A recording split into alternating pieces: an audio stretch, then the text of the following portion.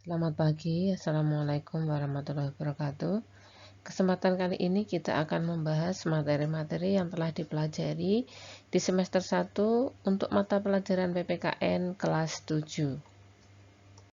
Pertama kali kita akan membahas tentang BPUPKI atau Badan Penyelidik Usaha-Usaha Persiapan Kemerdekaan Indonesia atau dikenal dengan nama Dokuritsu Junbi Kosakai. BPUPKI dibentuk pada tanggal 29 April 1945. Ketuanya adalah Dr. Rajiman Weddiodiningrat, wakil ketuanya adalah RP Suroso dan Ichi Bangese Yoshio. Anggota BPUPKI ada 67 orang, 60 orang Indonesia dan 7 orang dari Jepang. Tugas BPUPKI adalah mempersiapkan segala sesuatu yang berhubungan dengan kemerdekaan bangsa Indonesia. Untuk melaksanakan tujuan-tujuan tersebut, maka BPUPKI melaksanakan sidang sebanyak 2 kali. Sidang pertama dilaksanakan pada tanggal 29 Mei 1945 hingga 1 Juni 1945. Agenda sidangnya adalah membahas rancangan dasar negara. Sedangkan sidang yang kedua dilaksanakan pada tanggal 10 Juli 1945 hingga 17 Juli 1945 dengan agenda sidang adalah membahas rancangan Undang-Undang Dasar. Kita pada sidang BPUPKI yang pertama yang dilaksanakan pada tanggal 29 Mei sampai dengan 1 Juni 1945 dengan membahas rancangan dasar negara. Pada persidangan tersebut ada 3 orang pengusul rancangan dasar negara, yaitu Mr. Muhammad Yamin, kemudian Supomo dan Insinyur Soekarno. Mr. Muhammad Yamin menyampaikan rancangan dasar negara pada tanggal 29 Mei 1945. Kemudian Mr. Supomo menyampaikannya pada tanggal 31 Mei 1945, sedangkan Insinyur Soekarno menyampaikan rancangan dasar negara pada tanggal 1 Juni 1945. Rumusan rancangan dasar negara yang disampaikan oleh Insinyur Soekarno terdiri dari kebangsaan Indonesia, internasionalisme atau perikemanusiaan, mufakat atau demokrasi, kesejahteraan sosial dan ketuhanan yang berkebudayaan. Sedangkan Supomo yang menyampaikan pada tanggal 31 Mei 1945 menyatakan bahwa rancangan dasar negara Indonesia Merdeka adalah 1. Persatuan, 2. Kekeluargaan, 3. Keseimbangan lahir dan batin, 4. Musyawarah, dan 5. Keadilan sosial. Sedangkan Mr. Muhammad Yamin menyampaikan secara tertulisnya yaitu 1. Ketuhanan yang Maha Esa, 2. Kebangsaan Persatuan Indonesia, 3. Rasa kemanusiaan yang adil dan beradab, 4. Kerakyatan yang dipimpin oleh hikmat kebijaksanaan dalam permusyawaratan perwakilan, 5. Keadilan sosial bagi seluruh rakyat Indonesia. Sedangkan secara lisan, Muhammad Yamin menyampaikan usulan dasar negara Indonesia Merdeka yaitu 1. Peri kebangsaan, 2. Peri kemanusiaan, 3. Peri ketuhanan, 4. Peri kerakyatan dan kesejahteraan sosial. Pada akhir masa persidangan pertama, Ketua BPUPKI membentuk panitia kecil yang bertugas untuk mengumpulkan usulan para anggota yang akan dibahas pada sidang berikutnya. Panitia kecil mengadakan pertemuan untuk mengumpulkan dan memeriksa usul-usul menyangkut masalah Indonesia Merdeka. Usulan tersebut antara lain tentang Indonesia Merdeka secepatnya, mengenai dasar negara, mengenai unifikasi dan federasi, bentuk negara dan kepala negara, warga negara, tentang daerah, tentang agama dan negara, serta tentang pembelaan. Setelah menyelesaikan tugas, BPUPKI dibubarkan dan sebagai gantinya pada tanggal 7 Agustus 1945, Jepang mengumumkan pembentukan Panitia Persiapan Kemerdekaan Indonesia atau PPKI atau Dokuritsu Sumbi Inkai. Ketua dari PPKI adalah Insinyur Soekarno dan wakil ketuanya adalah Muhammad Hatta. PPKI pada awalnya beranggotakan 21 orang termasuk ketua dan wakil ketua. Namun, sebagai bukti bahwa bangsa Indonesia merdeka kehendak sendiri, maka anggota PPKI ditambah 6 orang sehingga seluruh anggotanya menjadi 27 orang. Dan semua anggota PPKI berasal dari bangsa Indonesia.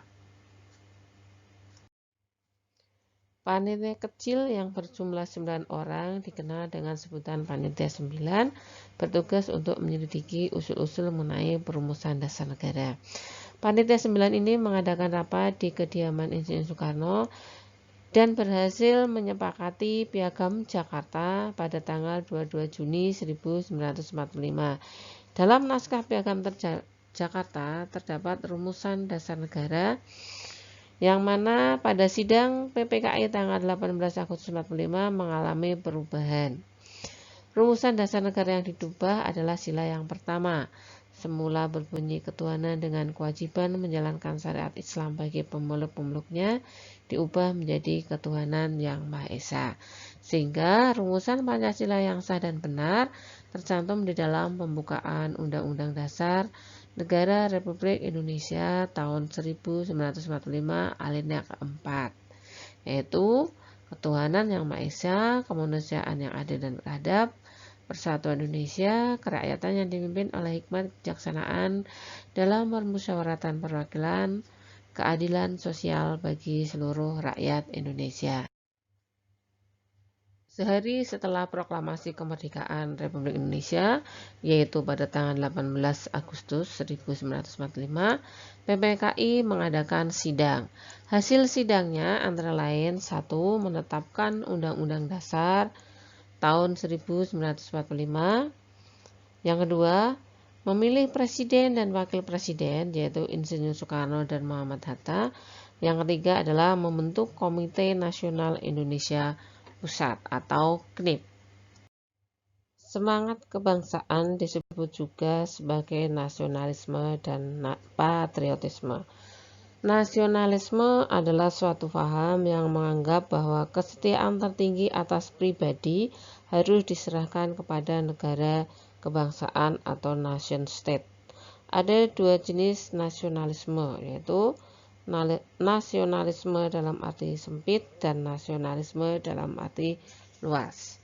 Nasionalisme dalam arti sempit atau negatif adalah memandang makna perasaan kebangsaan atau cinta terhadap bangsanya yang sangat tinggi dan berlebihan, sebaliknya memandang rendah terhadap bangsa lain.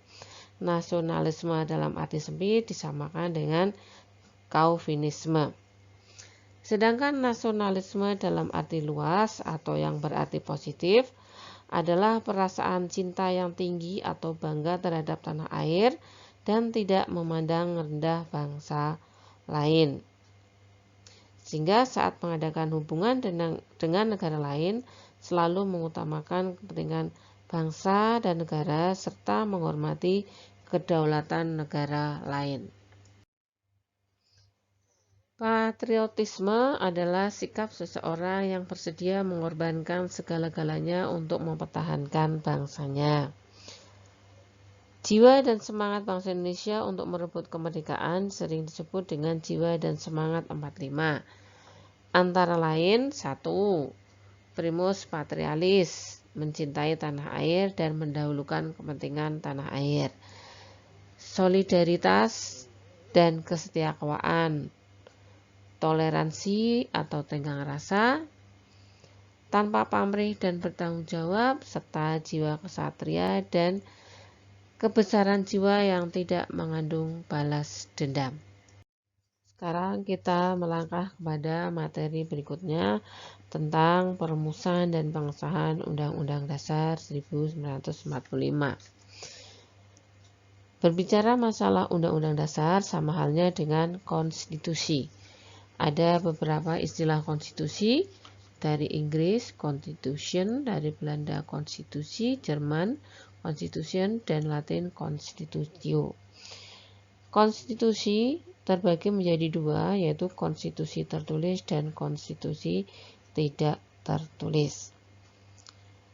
Konstitusi merupakan naskah yang memaparkan rangka dan tugas-tugas pokok dari badan-badan pemerintahan suatu negara dan menentukan pokok cara kerja badan tersebut. Konstitusi tidak tertulis disebut dengan konvensi. Konvensi adalah kebiasaan ketatanegaraan yang sering timbul dalam suatu negara. Contoh dari konvensi, misalnya pengambilan keputusan di MPR dengan musyawarah mufakat dan pidato presiden setiap tanggal 16 Agustus. Negara Indonesia menganut paham konstitusionalisme sebagaimana ditegaskan di dalam pasal 1 ayat 2 Undang-Undang Dasar Negara Republik Indonesia tahun 1945 yang berbunyi kedaulatan berada di tangan rakyat dan dilaksanakan menurut Undang-Undang Dasar. Sekarang kita membahas agenda sidang kedua BPUPKI yaitu tanggal 10 hingga 17 Juli 1945. Pada tanggal 13 Juli 1945, pembahasan yang dilakukan adalah mengenai lambang negara, negara kesatuan, sebutan MPR, dan panitia penghalus bahasa yang terdiri dari Jayadiningrat, Salim, dan Supomo. Pada tanggal 14 Juli 1945 adalah pembicaraan tentang pernyataan kemerdekaan. Tanggal 15 Juli 1945 pembahasan rancangan Undang-Undang Dasar dan disepakati naskah Undang-Undang Dasar secara bulat pada tanggal 16 Juli 1945. Sistematika Undang-Undang Dasar Negara Republik Indonesia tahun 1945. Sebelum perubahan dan setelah perubahan. Sebelum perubahan terdiri dari 3 bagian, yaitu pembukaan yang terdiri dari 4 alinea, batang tubuh yang terdiri dari 16 bab, 37 pasal, 4 pasal aturan peralihan dan 2 ayat aturan tambahan, serta penjelasan yang terdiri dari penjelasan umum dan penjelasan pasal demi pasal. Setelah perubahan atau amandemen, maka sistematika Undang-Undang Dasar 1945 terdiri dari 2 bagian, yaitu pembukaan yang terdiri dari 4 alinea dan pasal-pasal yang terdiri dari 21 bab, 73 pasal, 3 ayat aturan peralihan dan 2 ayat aturan tambahan tanpa adanya penjelasan. Norma dan keadilan. Ada 4 macam norma, yaitu norma hukum, norma agama, norma kesusilaan, dan norma kesopanan.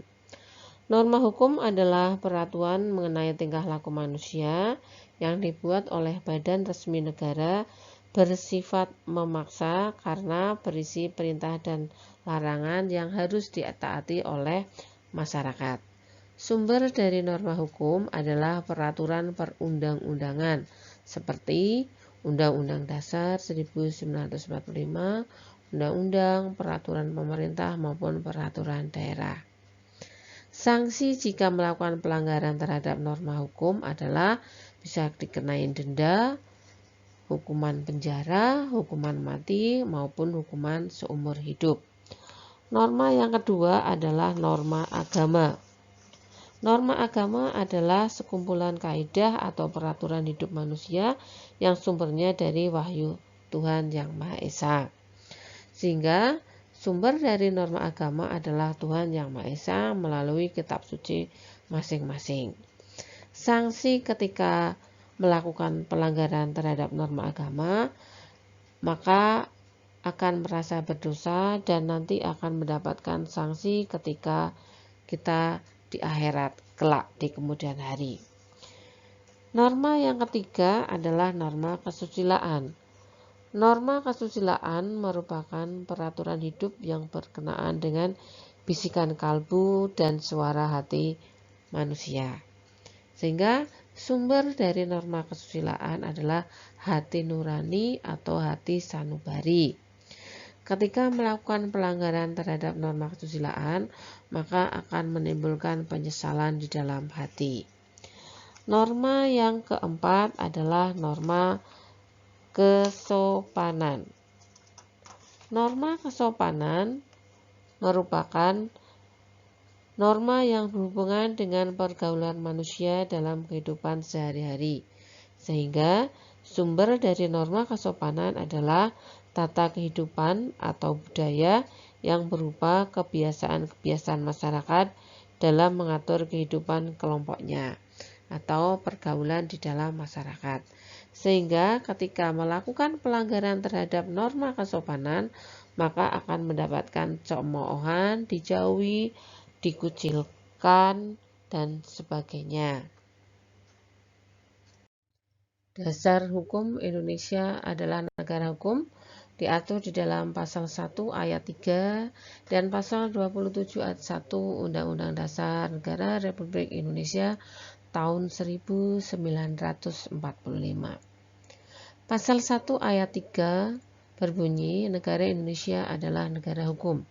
Sedangkan pasal 27 ayat 1 menyatakan bahwa segala warga negara bersamaan kedudukannya di dalam hukum dan pemerintahan dan wajib menjunjung hukum dan pemerintahan itu dengan tidak ada kecualinya. Negara hukum adalah negara yang mendasarkan segala sesuatu, baik tindakan maupun pembentukan lembaga negara pada hukum, baik hukum tertulis ataupun hukum tidak tertulis. Menurut A.V. Desai, negara hukum mengandung 3 unsur, yaitu supremacy of law, dalam arti tidak boleh ada kesewenang-wenangan. Kemudian equality before of law, artinya setiap orang sama di depan hukum tanpa melihat status dan kedudukannya.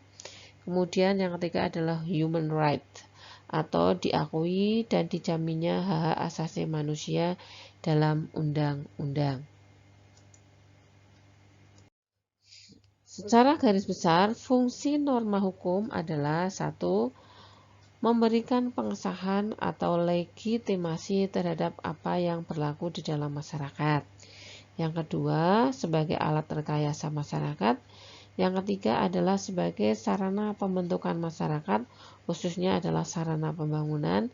Dan yang keempat adalah sebagai senjata dalam konflik sosial. Keadilan berasal dari kata adil. Di dalam Kamus Besar Bahasa Indonesia diartikan sebagai tindakan yang tidak berat sebelah atau tidak sewenang-wenang. Nilai-nilai keadilan yang harus diwujudkan dalam kehidupan bersama adalah 1. Keadilan distributif, 2. Keadilan legal, 3. Keadilan komutatif. Keadilan distributif adalah hubungan keadilan antara negara terhadap warga negaranya, sehingga negara wajib membagi keadilan sesuai dengan hak dan kewajiban. Yang kedua adalah keadilan legal. Keadilan legal adalah hubungan keadilan antara warga negara terhadap negara, dan warga negara wajib menaati perundang-undangan yang berlaku. Keadilan komutatif merupakan hubungan keadilan antar warga negara secara timbal balik. Ketaatan dan kepatuhan. Ketaatan adalah sikap patuh pada aturan yang berlaku. Kepatuhan harus muncul dari dorongan tanggung jawab sebagai warga negara yang baik, bukan disebabkan karena adanya sanksi atau hadirnya aparat negara. Sikap taat akan muncul dalam diri sendiri apabila sudah menjadi kebiasaan. Sikap patuh terhadap norma yang berlaku bukan lahir karena terpaksa, bukan karena takut adanya sanksi atau kehadiran aparat penegak hukum, melainkan kepatuhan muncul dari dorongan tanggung jawab masing-masing pribadi warga negara yang baik. Oleh karena itu, sebaiknya kita membina sikap dan budaya berikut. 1. Budaya malu, yaitu Sikap malu jika melanggar aturan. Misalnya, malu datang terlambat ke sekolah, malu mengerjakan tugas tidak tepat waktu.